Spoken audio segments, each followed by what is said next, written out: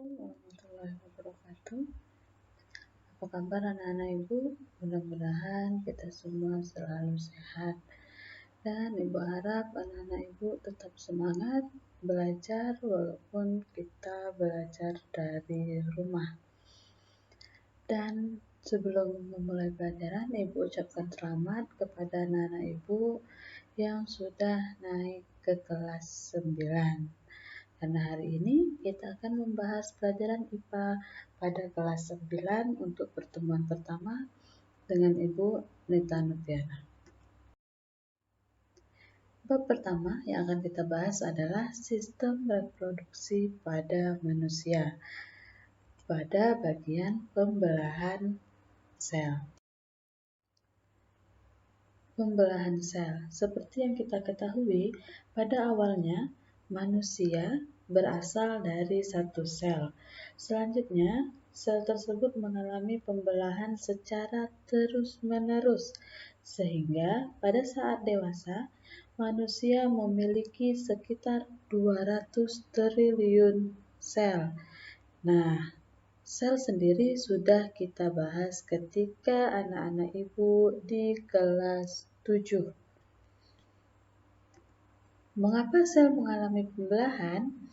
Nah, ada beberapa tujuan sel mengalami pembelahan, yaitu untuk pertumbuhan. Semakin banyak sel pada makhluk hidup, maka semakin besar ukuran makhluk hidup itu. Alasan selanjutnya adalah untuk perbaikan. Nah, untuk perbaikan ini misalnya kita terluka, maka sel akan melakukan perbaikan sehingga luka kita akan sembuh.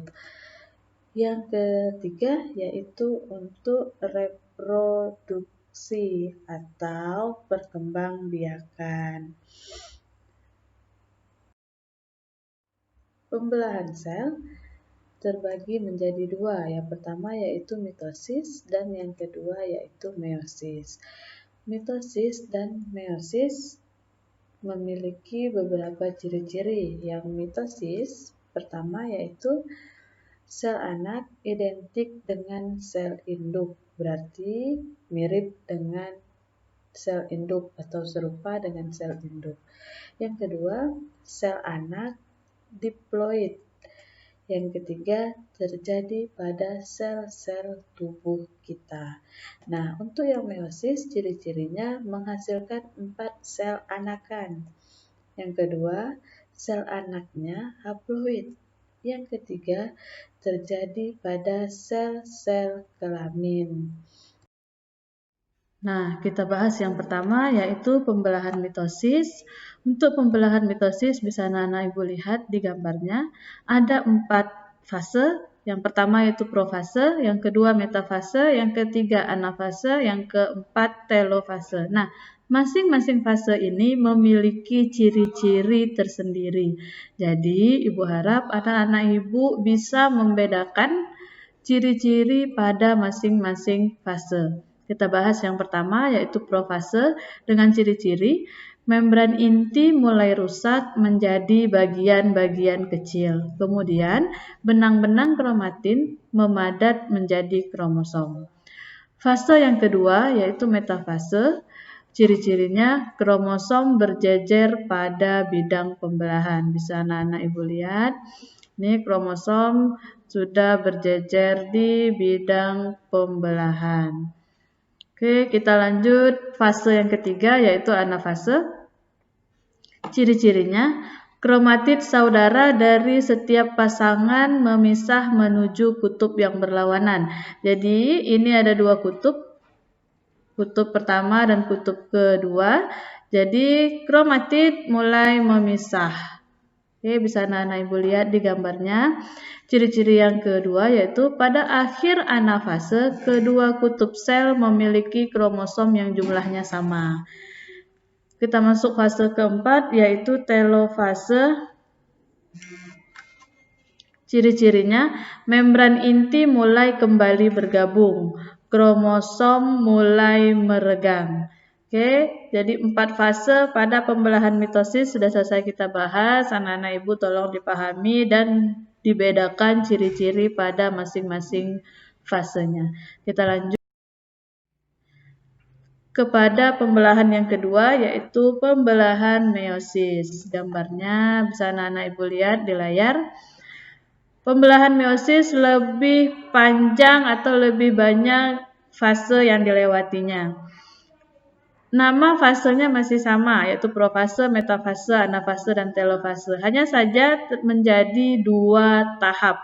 Profase menjadi 2 tahap, metafase, dan seterusnya juga menjadi 2 tahap. Nah, walaupun 2 tahap memiliki ciri-ciri yang berbeda. Jadi anak-anak ibu kembali mengingat ciri-ciri pada masing-masing fase. Kita masuk fase yang pertama, yaitu profase. Ciri-cirinya, membran inti mulai rusak menjadi bagian-bagian kecil dan terbentuk gelendong pembelahan. Benang-benang kromatin memadat menjadi kromosom dan kromosom homolog berpasangan. Kemudian, ciri-ciri yang ketiga, terjadi pindah silang. Maksudnya yaitu pertukaran segmen molekul DNA yang sesuai di antara kromatid yang bukan saudara. Fase yang kedua yaitu metafase pertama. Ciri-cirinya kromosom berjejer pada bidang pembelahan. Jadi metafase masih sama dengan mitosis. Ciri-cirinya yaitu kromosomnya bisa anak-anak ibu lihat berjejer pada bidang pembelahan. Jadi dia berjejer berlurus pada bidang pembelahan. Kemudian fase yang ketiga yaitu anafase pertama. Masih sama dengan mitosis, yaitu kromosom homolog memisah dan bergerak menuju kutub yang berlawanan. Bisa anak-anak ibu lihat, ini kutubnya ada 2, atas dan bawah atau samping kiri dan kanan. Jadi masing-masing menuju kutub yang berlawanan. Kemudian fase yang keempat, yaitu telofase pertama. Ciri-cirinya, kromosom homolog memisah dan bergerak ke kutub-kutub yang berlawanan. Kemudian membran inti mulai terbentuk kembali. Dan sitokinesis menyebabkan terbentuknya 2 sel anakan yang bersifat haploid. Jadi ini dari 1 tadi mulai membelah menjadi 2. Yang ini dan yang ini. Oke. Nah, masuk pada profase yang kedua, yaitu fase yang kelima. Ciri-cirinya, membran inti mulai rusak menjadi bagian-bagian kecil dan terbentuk gelendong pembelahan. Kemudian kromatid mulai bergerak ke bidang pembelahan. Jadi, profase pertama dan profase kedua ciri-cirinya hampir sama. Oke, anak-anak ibu simak, maka ciri-cirinya akan sama. Kemudian metafase kedua, kromosom berjejer pada bidang pembelahan. Jadi ini bisa anak-anak ibu lihat, metafasenya juga sama antara metafase pertama dan metafase kedua. Kemudian anafase yang kedua, ciri-cirinya kromatid terpisah dan bergerak ke kutub yang berlawanan.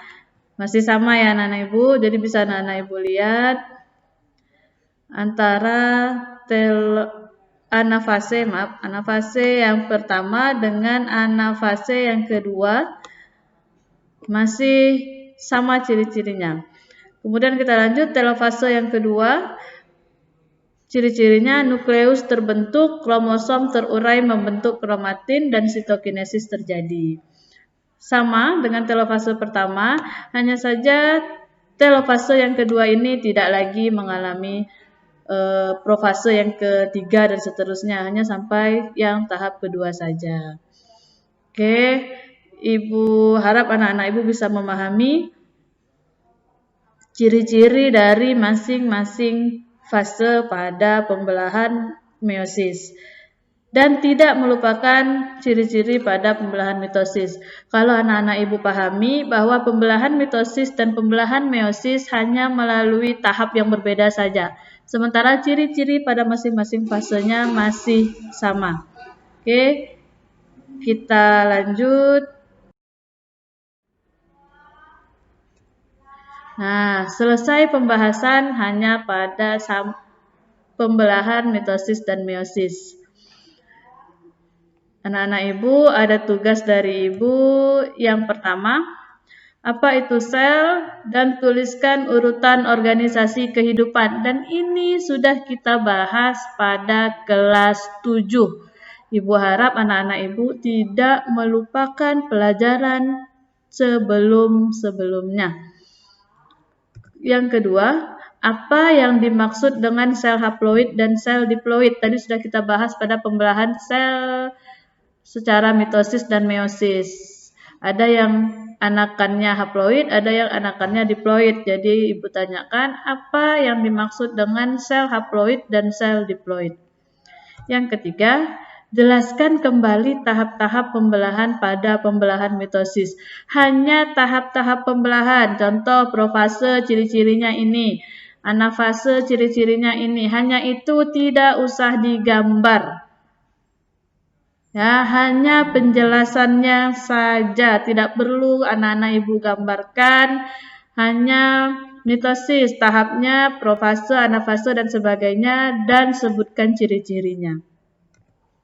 Yang keempat, sama dengan soal nomor 3, hanya saja yang dijelaskan adalah tahap-tahap pembelahan pada pembelahan meiosis. Jadi lebih panjang daripada yang ketiga. Kemudian yang terakhir, pada pembelahan mitosis, pada fase telofase terjadi sitokinesis. Yang ibu tanyakan adalah apa itu sitokinesis? Jadi anak-anak ibu jelaskan apa yang dimaksud dengan sitokinesis. Nah, tugas ini anak-anak ibu kerjakan di kertas atau di buku latihan IPA. Kemudian foto dan kirimkan kepada ibu. Paling lambat ibu tunggu besok pukul 8. Lewat dari itu maka ibu anggap tidak mengumpulkan tugas. Dan berarti juga tidak ada nilai untuk anak-anak ibu. Jadi tolong tugasnya dikerjakan dengan sebaik-baiknya, jangan asal kerja, dan tolong dituliskan nama dan kelasnya ketika mengirimkan tugas kepada guru. Ditulis yang rapi supaya guru tidak bingung atau susah membaca tulisan anak-anak ibu. Kalau bisa diketik lebih bagus. Kalau ada pertanyaan, silahkan kirimkan ke WA Ibu. Terima kasih. Sekian dari Ibu. Mohon maaf ada salah-salah kata. Mudah-mudahan anak Ibu paham. Dan selamat mengerjakan tugas. Kumpulkan tugas tepat pada waktunya. Jangan lewat karena dianggap tidak mengumpulkan. Assalamualaikum warahmatullahi wabarakatuh.